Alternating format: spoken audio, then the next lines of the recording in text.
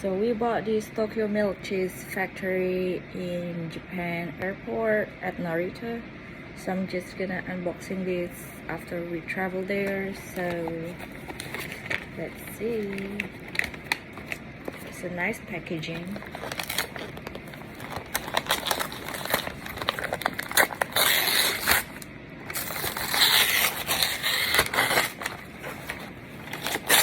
Oh, they use recycled products.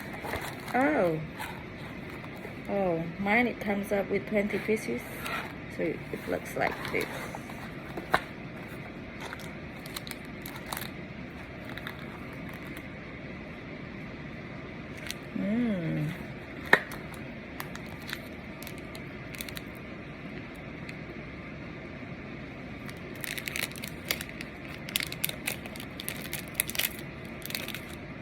Let's open it. Oh, looks like a sandwich kind of thing. See, the cheese is in between. It's crispy. This is the best one.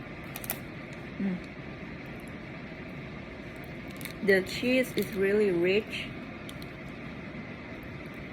I feel like there's a kind of like a salt taste.